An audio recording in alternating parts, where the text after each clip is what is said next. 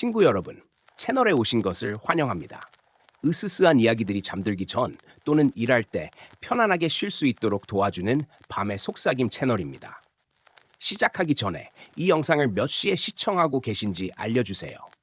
어디에 계시고 혼자 계신가요? 댓글을 남겨주세요. 생각보다 외롭지 않을지도 모르니까요. 채널에 좋아요와 구독을 눌러주시면 저희가 계속해서 미스터리한 이야기들을 들려드릴 수 있도록 응원해 드리겠습니다. 비가 내리지 않았는데도 골목은 늘 젖어 있었다. 서울 외곽, 지하철 종점에서 버스로 다시 30분을 더 들어가야 닿는 그 동네는 지도에서조차 애매하게 접힌 곳에 있었다. 재개발이 몇 번이나 무산된 흔적이 남아있는 낡은 주택가. 밤이 되면 가로등은 절반만 켜졌고 그마저도 노란 불빛이 깜빡거리며 언제 꺼질지 모르는 숨을 쉬고 있었다. 내가 그곳으로 이사 온 건 다른 선택지가 없었기 때문이다. 보증금 300만 원, 월세 25만 원. 방음은 잘 안 됨이라는 문구가 매물 설명에 작게 적혀 있었지만 그 문장이 이렇게까지 현실적일 줄은 몰랐다. 건물은 3층짜리 다가구였다. 외벽은 오래전에 칠한 아이보리색 페인트가 벗겨져 군데군데 시멘트가 드러나 있었고 계단을 오를 때마다 철제 난간이 낮게 울었다. 밤이면 그 소리가 유난히 길게 늘어졌다. 내 방은 2층 끝방 203호였다. 문을 열자마자 느껴진 건 눅눅한 냄새였다. 오래 비워둔 방 특유의 곰팡이와 먼지가 섞인 냄새. 창문은 작았고 맞은편 건물의 벽이 너무 가까워 낮에도 햇빛이 잘 들지 않았다. 그래도 상관없었다. 잠만 자면 되는 곳이었다. 짐이라고 해봐야 캐리어 하나와 노트북, 몇 벌의 옷뿐이었다. 바닥에 앉아 숨을 고르는데 그때였다. 쿵! 어디선가 둔탁한 소리가 났다. 처음엔 위층이라고 생각했다. 오래된 건물에서는 흔한 일이니까. 쿵! 이번엔 분명히 옆에서 들려왔다. 203호 옆은 204호였다. 벽 하나를 사이에 두고 누군가가 물건을 떨어뜨리는 듯한 소리. 나는 귀를 기울였다. 소리는 몇 초간 멈췄다가 다시 들렸다. 끼익! 마치 오래된 문이 열리는 소리 같았다. 방음이 안 된다더니? 그렇게 생각하며 대수롭지 않게 넘겼다. 이사 첫날, 괜히 예민해진 거라고 스스로를 설득했다. 그날 밤은 유난히 더웠다. 에어컨은 고장난 채였고 선풍기를 틀면 금속이 갈리는 소리가 방 안을 가득 채웠다. 결국 꺼버리고 창문을 조금 열었다. 그때였다. 훌쩍 아주 작게. 하지만 분명히 사람의 울음소리였다. 나는 몸을 굳힌 채 귀를 기울였다. 훌쩍 여자의 목소리였다. 어린아이도 노인도 아닌 20살에서 30살 사이 어딘가의 여자. 소리는 벽 너머 정확히 204호 쪽에서 흘러나왔다. 처음엔 통화 중인 줄 알았다. 누군가 이별을 했거나 힘든 일을 겪고 있을지도 모른다. 하지만 울음은 이상했다. 끊어지지 않았다. 말이 섞이지 않았다. 숨을 고르는 소리도 없이 일정한 리듬으로 계속 이어졌다. 흑, 흑. 마치 누군가에게 들리도록 울고 있는 것처럼. 나는 시계를 봤다. 새벽 2시 17분. 그 시간에 저렇게 오래 우는 사람? 잠을 청하려 했지만 쉽지 않았다. 울음소리는 벽을 타고 들어와 머릿속을 긁었다. 귀를 막아도 소용없었다. 오히려 막을수록 더 가까워지는 느낌이 들었다. 그러다 갑자기 소리가 멈췄다. 정적. 너무 갑작스러워서 오히려 심장이 더 크게 뛰었다. 그리고 몇 초 뒤 똑똑 벽을 두드리는 소리. 내 방과 204호 사이의 벽. 아주 느리게 일정한 간격으로 똑똑 누군가 신호를 보내는 것처럼. 나는 자리에서 일어나 벽 앞에 섰다. 벽지는 군데군데 들떠 있었고 그 아래에서 묘하게 차가운 기운이 올라왔다. 저기요, 괜찮으세요? 내 목소리는 생각보다 작았다. 대답은 없었다. 다만 벽 너머에서 다시 울음소리가 시작되었다. 이번에는 조금 달랐다. 목이 잠긴 소리. 아까보다 훨씬 가까웠다. 그날 밤 나는 거의 잠들지 못했다. 아침이 되었을 때 휴대폰 알람이 울리기 전부터 눈이 떠져 있었다. 머리는 무겁고 귀 안쪽이 얼얼했다. 마치 밤새 누군가 속삭인 것처럼. 출근 준비를 하며 문을 나서는데 마침 건물 관리인이 계단을 올라오고 있었다. 신 냄새가 나는 작업복 차림에 예수는 되어 보이는 남자였다. 저기요. 그가 나를 힐끗 봤다. 어제 이사 온 203호인데요. 옆방에 사시는 분 괜찮으신가요? 내 질문에 그의 얼굴이 미세하게 굳었다. 옆방? 네, 204호요. 어젯밤에 계속 우는 소리가 나서. 그는 잠시 말을 잃은 듯 입을 다물었다. 그리고는 계단 난간을 쥔 손에 힘을 주며 말했다. 밤에 들었어요? 네. 짧은 침묵. 이사 첫날엔 그런 거 잘 들려. 그는 그렇게 말하고는 더 이상 설명하지 않은 채 계단을 올라가 버렸다. 나는 그의 뒷모습을 보며 서 있었다. 왜인지 모르게 등골이 서늘해졌다. 출근길 내내 그 울음소리가 머릿속에서 떠나지 않았다. 그리고 그날 밤 나는 아직 몰랐다. 그 울음이 나를 부르고 있었다는 것을. 퇴근하고 돌아왔을 때 건물 안은 이상하리만큼 조용했다. 보통 저녁 8시만 넘어도 어딘가에서 텔레비전 소리나 발걸음 소리가 들리기 마련인데 그날은 계단을 오르는 내 발소리만 공허하게 울렸다. 전등은 절반쯤만 켜져 있었고 2층 복도 끝은 어둠 속으로 잠겨 있었다. 이객 3호 앞에 섰을 때 문틈 아래로 차가운 공기가 스며 나왔다. 문을 열자 낮 동안 닫아둔 방 안이 오히려 더 서늘했다. 창문은 분명히 잠가두고 나갔는데 커튼이 미세하게 흔들리고 있었다. 바람은 없었다. 짐을 내려놓고 불을 켜려는 순간 옆에서 소리가 났다. 끼익! 이번에는 분명했다. 이객 4호에서 나는 소리였다. 문이 열렸다 닫히는 소리도 사람이 움직이는 소리도 아닌 오래된 나무가 비틀리며 우는 소리. 벽 속에서 무언가가 몸을 뒤척이는 것 같았다. 나는 숨을 죽이고 귀를 기울였다. 훌쩍 다시 시작된 울음. 어젯밤보다 낮고 더 가라앉은 소리였다. 마치 오래 울어서 목이 쉬어버린 사람처럼. 그 소리는 벽을 타고 스며들어 방 안 공기를 눅눅하게 만들었다. 가만히 듣고 있자니 이상한 점이 하나 느껴졌다. 울음이 일정한 간격으로 끊겼다. 흑, 잠깐의 침묵. 흑, 마치 누군가 숨을 참았다가 다시 우는 것처럼. 나는 조심스럽게 벽 쪽으로 다가갔다. 손을 뻗자 벽지는 차가웠다. 손바닥 아래에서 미세한 진동이 느껴졌다. 벽 너머에서 울음이 아니라 숨 쉬는 소리가 전달되고 있었다. 하! 그 순간 울음이 멎었다. 대신 아주 작은 소리가 들렸다. 도와줘. 처음엔 착각이라고 생각했다. 피곤해서 신경이 예민해져서 그렇게 들린 거라고. 하지만 다시 한번. 도와줘. 이번엔 분명히 여자의 목소리였다. 벽 바로 너머에서 입을 벽에 바짝 붙인 채 속삭이는 듯한 소리. 심장이 미친 듯이 뛰었다.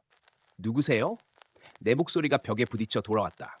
대답은 없었다. 대신 벽을 긁는 소리가 났다. 사각, 사각, 손톱으로 긁는 것처럼 느리고 집요하게. 나는 뒤로 물러섰다. 그 순간 내 방의 불이 깜빡였다. 한 번, 두 번, 그리고 잠시 꺼졌다가 다시 켜졌다. 전등이 다시 켜졌을 때 벽에 이상한 그림자가 비쳤다. 내 그림자 말고 하나가 더 있었다. 내가 움직이지 않아도 그 그림자는 벽을 타고 천천히 기어오르고 있었다. 사람의 형체를 하고 있었지만 머리가 기이하게 길었다. 목이 늘어진 것처럼. 나는 숨을 삼켰다. 그림자가 갑자기 멈췄다. 그리고 벽 너머에서 아주 분명한 소리가 들려왔다. 오늘도 들었구나. 나는 비명을 지르지도 못했다. 목이 꽉 막힌 것처럼 소리가 나오지 않았다. 그림자는 천천히 사라졌고 벽은 다시 평범한 모습으로 돌아왔다. 그날 밤 나는 불을 끄지 못한 채 침대에 앉아 있었다. 휴대폰을 손에 쥐고 있었지만 누구에게 전화해야 할지 몰랐다. 경찰에 신고한다고 해도 옆방에서 울음소리가 들린다는 말로는 설명이 되지 않았다. 자정이 조금 넘었을 때 다시 울음이 시작되었다. 이번엔 방 안 전체에서 울리는 것 같았다. 천장에서도 바닥에서도 벽에서도 동시에 들려왔다. 울음소리는 점점 하나의 목소리로 겹쳐졌다. 왜 아무도 안 와? 그 말이 끝나자 복도 쪽에서 발소리가 들렸다. 천천히 질질 끄는 소리. 나는 방문 쪽을 바라보았다. 문 아래로 그림자가 스며들었다. 문 손잡이가 아주 미세하게 흔들렸다. 덜컥 잠기지 않았다는 사실이 그제야 떠올랐다. 나는 떨리는 손으로 문을 잠갔다. 그 순간 문 밖에서 무언가가 문에 몸을 기댔다. 문이 안쪽으로 살짝 휘어졌다. 여기 있어. 바로 옆이잖아. 속삭임이 문틈을 비집고 들어왔다. 눈물이 나올 것 같았다. 무릎이 풀려 바닥에 주저앉았다. 그때 갑자기 모든 소리가 멈췄다. 정적. 너무 깊어서 귀가 멍해질 정도의 정적. 잠시 후 복도에서 다른 소리가 들렸다. 사람의 발걸음. 이번엔 분명히 살아있는 사람의 소리였다. 탁! 탁! 문 밖에서 누군가 멈춰섰다. 이객 3호죠? 낯선 남자의 목소리. 관리인입니다. 나는 문으로 기어가듯 다가가 조심스럽게 물었다. 방금 들으셨어요? 문 너머에서 짧은 침묵이 흘렀다. 뭘 말입니까? 울음소리요. 옆방에서 그는 낮게 숨을 내쉬었다. 그래서 내가 온 겁니다. 문이 열리자 복도 불빛 아래 관리인의 얼굴이 드러났다. 낮에 봤을 때보다 훨씬 지쳐 보였다. 그의 시선은 내 얼굴이 아니라 내 뒤쪽 벽을 향해 있었다. 오늘이 이틀째죠. 그가 말했다. 이 소리 둘째 날에 가장 선명해집니다. 무슨 말씀이세요? 그는 고개를 들어 나를 똑바로 바라봤다. 아직은 문을 두드리기만 해요. 그 말이 끝나자마자 내 등 뒤에서 똑똑하는 소리가 울렸다. 벽이었다. 관리인의 얼굴이 굳었다. 이제 시작이군. 관리인은 내 등 뒤의 벽을 한참 동안 바라보다가 아주 낮은 목소리로 말했다. 방 안에 혼자 계신 거 맞죠? 그 질문이 이상하게 들렸다. 당연히 혼자였다. 하지만 나는 곧바로 대답하지 못했다. 방 안 공기가 묘하게 무거워졌고 마치 대답 하나에 따라 무언가가 결정될 것 같은 기분이 들었기 때문이다. 네, 관리인은 고개를 끄덕였다. 그제야 숨을 내쉬는 소리가 들렸다. 오늘은 그냥 아무 소리도 못 들은 걸로 합시다. 잠그고 불 켜고 절대 벽에 손대지 말고요. 그럼 204호는요? 거기 사람은? 내 말이 끝나기도 전에 그가 고개를 저었다. 204호는 지금 비어 있습니다. 순간 머릿속이 하얘졌다. 그럴 리가요. 분명히 어젯밤부터 계속. 마지막 세입자가 나간 건 2달 전입니다. 그는 그렇게 말하고는 복도를 힐끗 둘러봤다. 마치 누군가 듣고 있을까봐 조심하는 사람처럼. 이 건물에서 제일 문제되는 방이죠. 그래서 월세가 싼 겁니다. 문제라니요. 관리인은 잠시 망설이다가 낮은 목소리로 덧붙였다. 여기 오래 살지 마세요. 가능하면 2주 안에. 그 말만 남기고 그는 계단 쪽으로 돌아섰다. 발걸음 소리가 멀어질수록 복도 조명은 하나둘 꺼져갔다. 어둠이 내려앉자 다시 벽 너머에서 소리가 들려왔다. 하! 하! 숨소리였다. 분명히 사람의 숨소리. 나는 문을 닫고 잠금 장치를 2번 확인했다. 그날 밤은 잠들 수 없다는 걸 직감했다. 침대에 앉아 등을 벽에 기대지 않으려고 애쓰며 밤을 버텼다. 새벽 3시가 조금 넘었을 때였다. 쿵! 벽이 울렸다. 1번이 아니었다. 3번, 4번. 마치 안에서 누군가가 몸으로 벽을 들이받는 것처럼. 쿵! 쿵! 나는 이를 악물고 귀를 막았다. 하지만 소리는 머릿속에서 울렸다. 벽을 통해서가 아니라 내 귀 안쪽에서. 그때 아주 희미한 소리가 들렸다. 문 열어줘. 이번엔 벽이 아니라 바로 귓가였다. 나는 반사적으로 뒤를 돌아봤다. 아무도 없었다. 하지만 거울 속의 내 모습은 이상했다. 얼굴이 창백했고 눈빛이 비정상적으로 어두웠다. 그리고 내 어깨 뒤로 여자의 형체가 겹쳐 보였다. 나는 비명을 질렀다. 동시에 전등이 꺼졌다. 암흑. 어둠 속에서 무언가 차가운 것이 내 손목을 붙잡았다. 손이 아니라 젖은 천 같은 감촉. 힘은 약했지만 집요했다. 왜 안 열어줘? 나는 있는 힘을 다해 손을 뿌리쳤다. 몸이 침대에서 떨어지며 바닥에 부딪혔다. 그 순간 불이 다시 켜졌다. 아무것도 없었다. 손목에는 붉은 자국만 남아 있었다. 손가락 자국처럼 선명했다. 그날 아침 나는 출근하지 않았다. 회사에 병가를 냈다. 그리고 바로 동네를 돌아다니기 시작했다. 이 건물에 대해 204호에 대해 뭔가라도 알아내야 했다. 근처 슈퍼에서 물을 사며 주인 아주머니에게 슬쩍 물었다. 여기 근처 다가구 204호 옆방 사는 사람들 뭐 없나요? 아주머니는 계산대 위에 손을 멈추고 나를 바라봤다.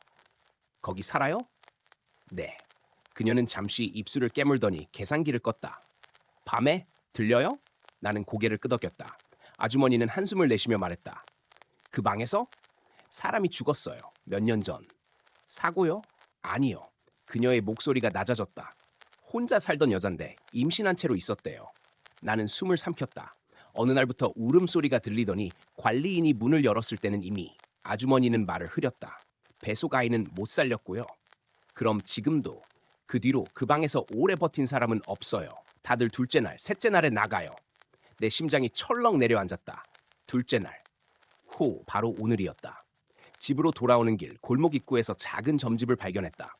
낡은 간판에 흐릿하게 적힌 글자. 무당 맨란당. 나는 거의 끌리듯 안으로 들어갔다. 안에는 향 냄새가 가득했고 벽에는 오래된 부적들이 빼곡히 붙어 있었다. 안쪽에서 나이 지긋한 여자가 나왔다. 이미 붙었네. 내가 아무 말도 하기 전에 그녀가 말했다. 옆방에서 왔지? 나는 그 자리에 주저앉고 말았다. 아직 완전히는 아니야. 하지만 오늘 밤 넘기면 네 방이 옆방이 돼. 무슨 말씀이세요? 무당은 내 손목의 자국을 바라봤다. 그 여자는 방을 옮겨 다녀 혼자 울기엔 너무 외로워서. 그녀는 향 하나를 꺼내 불을 붙였다. 살고 싶으면 그 아이를 먼저 찾아줘야 해. 아이요? 무당은 고개를 끄덕였다. 울음소리의 주인은 여자가 아니라 태어나지 못한 아이야. 그 말이 끝나자 밖에서 해가 완전히 졌다. 그리고 나는 느꼈다. 오늘 밤 그 울음소리는 더 이상 벽 너머에서 들리지 않을 거라는 걸. 점집을 나왔을 때 골목은 이미 어둠에 잠겨 있었다. 가로등 불빛이 바닥에 물기 위해서 흐릿하게 번졌고 내 그림자는 길게 늘어져 뒤따라왔다. 걸음을 옮길 때마다 어딘가에서 아주 미세한 소리가 따라붙는 것 같았다. 끼익, 신발 밑창이 바닥에 스치는 소리일 뿐이라고 스스로를 설득했지만 심장은 쉽게 가라앉지 않았다. 집으로 돌아오는 길 내내 무당의 말이 머릿속을 맴돌았다. 그 아이를 먼저 찾아줘야 해. 아이, 태어나지 못한 아이. 204호에서 죽은 여자의 아이는 어디에 있다는 걸까? 건물 앞에 도착했을 때 2층 복도불은 꺼져 있었다. 계단을 오르는 동안 손잡이가 차갑게 느껴졌다. 마치 오래전부터 내 체온을 기억하고 있었다는 것처럼. 203호 문 앞에 섰을 때 문틈 아래로 불빛이 새어나오고 있었다. 분명히 불을 끄고 나갔다. 문 손잡이에 손을 얹자 안쪽에서 숨소리가 들렸다. 하! 나는 손을 떼지 못한 채 굳어 있었다. 숨소리는 내 방 안에서 나고 있었다. 아주 가까이, 문 바로 뒤에서. 누구세요? 목소리가 떨렸다. 대답은 없었다. 나는 이를 악물고 문을 열었다. 방 안은 어둡지 않았다. 전등이 켜져 있었고 침대 위에는 내가 나가기 전과 다름없는 모습으로 이불이 정리돼 있었다. 하지만 공기가 달랐다. 눅눅하고 차가웠다. 오래된 병실처럼 소독약 냄새와 피 냄새가 섞여 있었다. 그리고 벽. 204호와 맞닿아 있는 벽 한가운데에 희미한 손자국이 여러 개 찍혀 있었다. 어린아이의 손자국이었다. 작고 불완전한 손가락 자국. 벽지를 통해 배어나온 듯 붉게 얼룩져 있었다. 응애. 아주 낮은 울음소리가 들렸다. 이번에는 분명히 아이의 소리였다. 나는 한 발짝 뒤로 물러섰다. 그 순간 벽지가 부풀어 오르기 시작했다. 마치 안쪽에서 무언가가 밀어내는 것처럼 부풀어 오른 벽지 아래에서 검은 실 같은 것이 비쳐 보였다. 엄마. 아이의 목소리와 여자의 목소리가 겹쳤다. 벽지가 찢어졌다. 천천히, 아주 천천히. 찢어진 틈 사이로 젖은 머리카락이 흘러내렸다. 머리카락 뒤로 창백한 얼굴이 드러났다. 눈은 감겨 있었고 입술은 파랬다. 배는 비정상적으로 부풀어 있었다. 204호의 여자였다. 그녀의 배에서 다시 손이 나왔다. 이번엔 더 선명했다. 아이의 손이 안쪽에서 밖으로 벽을 긁고 있었다. 여기에 있어. 여자의 입이 열렸다. 여기서 태어났어. 나는 비명을 지르며 문 쪽으로 달렸다. 하지만 문은 열리지 않았다. 손잡이는 굳어 있었고 문 밖에서는 누군가가 천천히 두드리고 있었다. 똑똑 관리인의 목소리가 들렸다. 문 열어요. 나는 울먹이며 소리쳤다. 지금 안 해. 알아요. 그의 목소리는 이상하리만큼 차분했다. 그래서 왔어요. 그 순간 벽 쪽에서 비명 같은 울음이 터져 나왔다. 아이의 울음과 여자의 울음이 동시에 방 안을 채웠다. 천장이 흔들리고 바닥이 울렸다. 관리인이 문을 억지로 열어 젖혔다. 지금부터 잘 들어요. 그는 손에 낡은 부적 묶음을 쥐고 있었다. 그 아이는 방에서 태어난 게 아닙니다. 그럼 어디서? 벽입니다. 그가 벽을 가리켰다. 그 여자는 출산 직전 혼자였어요. 병원에 못 갔고 벽에 기대 출산을 시도했죠. 아이는 나오지 못했어요. 내 숨이 막혔다. 그대로 죽었습니다. 둘 다.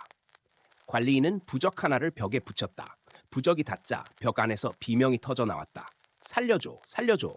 그래서 벽을 떠나지 못해요. 태어나지도 죽지도 못한 채로. 무당의 말이 떠올랐다. 그 아이를 먼저 찾아줘야 해. 그럼 어떻게 해야 해요? 관리인은 잠시 침을 삼켰다. 아이를 밖으로 꺼내야 합니다. 뭐라고요? 태어나지 못한 걸 태어나게 해줘야 끝나요. 그는 내게 부적 하나를 건넸다. 오늘 밤이 마지막이에요. 셋째 날이 되면 그 아이는 방을 옮깁니다. 어디로? 그는 나를 바라봤다. 당신 몸으로. 그 순간 벽이 완전히 갈라졌다. 안쪽은 방이 아니었다. 검은 공간이었다. 끝없이 깊고 축축한 곳. 그 안에서 아이의 울음이 메아리쳤다. 응애, 응애. 여자가 내 쪽으로 기어 나왔다. 몸은 반쯤 벽에 묻힌 채였다. 그녀의 손이 바닥을 긁으며 다가왔다. 나 혼자야. 너무 추워. 나는 뒷걸음질 쳤다. 관리인이 외쳤다. 부적을 아이 손에 붙여요. 아이한테. 나는 떨리는 손으로 부적을 쥐었다. 아이의 손이 벽 틈에서 완전히 나왔다. 피와 검은 액체가 손목을 타고 흘렀다. 나는 이를 악물고 부적을 붙였다. 순간 방 안이 새하얗게 빛났다. 아이의 울음이 커졌다가 갑자기 멎었다. 정적. 여자의 몸이 떨리기 시작했다. 그녀의 얼굴에 처음으로 표정이 떠올랐다. 고통이 아닌 안도. 이제 들려? 그녀의 배가 천천히 가라앉았다. 아이의 손이 벽 안으로 사라졌다. 갈라졌던 벽은 서서히 닫혔다. 흔적처럼 작은 균열만 남긴 채 모든 소리가 사라졌다. 관리인은 바닥에 주저앉았다. 끝났어요. 나는 그 자리에 주저앉아 한동안 일어나지 못했다. 그날 밤 처음으로 깊이 잠들었다. 하지만 새벽녘 잠결에 들었다. 아주 멀리서 아주 희미하게. 응애. 내가 눈을 떴을 때 방 안은 조용했다. 벽도 문도 아무 문제 없어 보였다. 하지만 내 손목에는 작은 손자국이 남아 있었다. 지워지지 않는 아주 작고 선명한 손자국이. 그리고 나는 안다. 이 건물 어딘가에서 지금도 누군가는 옆방의 울음소리를 듣고 있을 것이다. 그 울음이 다음 방으로 옮겨가기 전까지.